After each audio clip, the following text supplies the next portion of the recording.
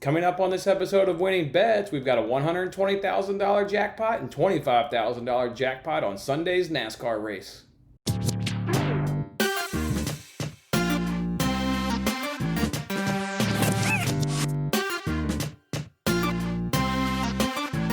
Hey, what's up, everyone? It's Jason Mattis with Winning Bets. Thanks for hanging out with me on this episode. This episode is going to be all about NASCAR and how to get a NASCAR shirt for you guys. I always talk soccer videos and soccer bets and wearing all my soccer jerseys. So I had to go out and purchase my NASCAR shirt. I got real cars don't shift themselves. That's right. Get a good old stick shift. You can handle the cars a lot better that way. Let's jump right on into it. So there's two contests for tomorrow's Quaker State 400. There's the $25,000 on the Finish Line app, and there's a $120,000 up for state on the Fox Bet Super 6. First, let's go to the Finish Line app, and let's start there. If you guys recall, this is where they ask you 8 questions. The first 6, they give you a group of drivers, and you've got to decide which driver is going to have the better finish. Question 7 is who's going to win the race, and question 8 is who's going to finish in second place. The Quaker State 400 on Sunday takes place at the Kentucky Speedway. That's a 1.5-mile track. There's only been 9 races ever ran at Kentucky, and it's there at the NASCAR circuit. Brad Keselowski's got 3 wins. Kyle Busch has 2 wins. Martin Truex Jr.'s got 2 wins, and then Kurt Busch and Matt Kenseth both have a win there. So limited amount of times it's been ran here at Kentucky so far. But let's jump right into it so we can see Group 1 here. It's got a lot of the heavy hitters, man. These are the guys that are going to be in the contention to win the race most likely. Out of these drivers here, I really like Brad Keselowski. He's got the most wins at Kentucky, as I previously just said, at 3. And then amongst his wins for his personal, he's got the second most wins here at his Kentucky track. So he really likes riding here at Kentucky. And he's already got 2 wins since the restart of post-coronavirus. So I really like Brad Keselowski out of these group of drivers. Group 2, another good, heavy group of drivers here. We're going to go ahead and give it to Denny Hamlin. Denny Hamlin's he's ridden in Kentucky all 9 races. He's got 4 of those in the top 5, but he doesn't have anything else other in the top 10. And then he's got 7, though, in the top 20. So it looks like he either is like a real high driver or a real low driver. He's even got 2 DNFs, but we know Denny Hamlin and his pedigree, so we're going to err on the side that he comes through and dominates like he normally does. So we're going to select Denny Hamlin out of these group of drivers.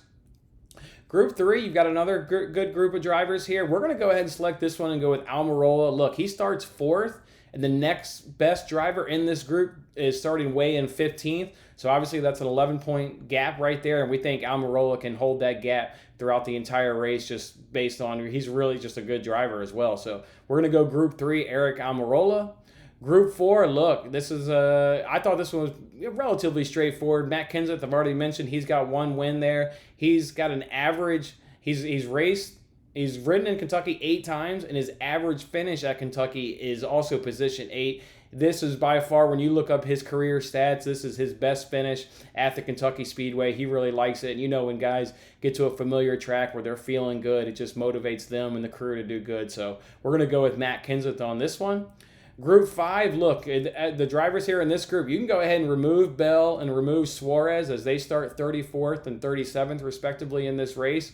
So once you've narrowed it down to the remaining drivers, we're going to go ahead and give it to Buescher here. He's got the best starting position amongst the remaining guys at 13, and he's got the biggest spread when you look up the career races here at Kentucky. He's got the biggest spread between average start and average finish. So between his starting position and having that bigger of a gap amongst his competitors, we're going to go with Busch.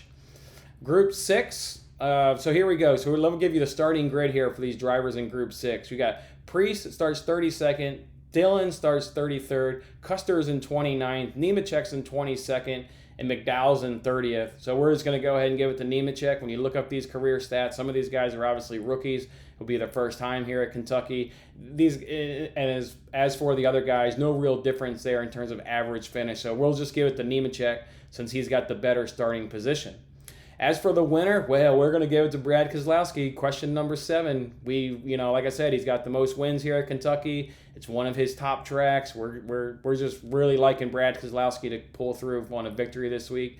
And as for second place, look, Martin Truex Jr., he's got 2 wins here. He's got 3 more finishes in the top 10. All of his races, he's finished in the top 20. He's got an average finishing position here of 11.11. And this is his, when you look up his career stats, this is his 4th favorite track that he rides on amongst the entire NASCAR circuit. So Truex Jr., just real good, dominant here at Kentucky. And like we kind of said, previously there with Keselowski, just going to have the good feeling coming back to a track that he's comfortable at. So to recap, we've got Keselowski, Hamlin, Almirola, Kenseth, Buescher, Nemechek, Keselowski, and Truex Jr. is how we're going to answer that for a chance to win $25,000 on the Finish Line app.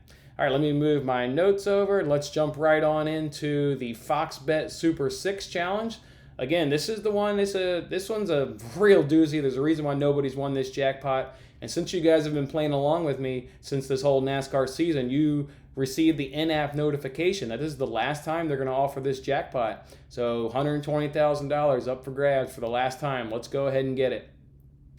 All right, guys, you guys remember this one. This is the one where they give you 6 drivers and you've got to predict their finishing position. So again, just real tough, but let's jump right into it. The first driver they give us here is going to be Chase Elliott.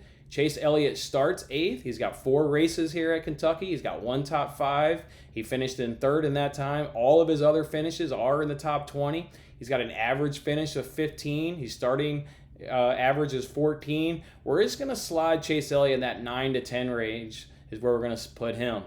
Next driver is Denny Hamlin. Look, we just mentioned him about how great he's doing there on the previous one there on the Finish Line app. We think he's going to do really good. 9 races, 4 in the top 5.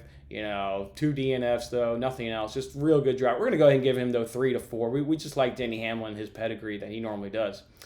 All right, Ryan Blaney. Look, he starts 11th in this race. He's raced 4 other times in Kentucky. He's got 1 top 5. He's got 1 other place in the top 10. He's got a top 20. His average finish is 15th. So we're just going to slot him in at 11 to 13 is where we're going to put Ryan Blaney. Joey Logano comes up next. He's going to be starting in the 2nd position on Sunday. He's got 9 races at Kentucky, 2 top 5s, 4 other finishes in the top 10, an average finish of 12. But again, we'll go with his pedigree. We're going to slot Joey Logano in at 5 to 6. And then Martin Truex Jr., look, just mentioned him obviously on the Finish Line app. Think he's going to go 2nd, so let's just slot Martin Truex Jr. in that 1 to 2 slot. And then Alex Bowman. Alex Bowman is a little tricky here to try and figure out his, where he's going to maybe finish. He's got 4 races here at Kentucky. He's only got 1 of those in the top 20, finished 17th. He's got an average finish at Kentucky at 30.75. But we know Alex Bowman's a really good driver. He's having a really good, great season overall. So how I came up with Alex Bowman's finishing position is Kentucky's a 1.5 mile track. I looked at all the other tracks that are 1.5 miles, and he's finished 3rd in Vegas this year, 19 and 31st in Charlotte, 12th in Atlanta, and 18th at homestand. That's an average finish of 13, so that's where I slid in Alex Bowman as 11 to 13.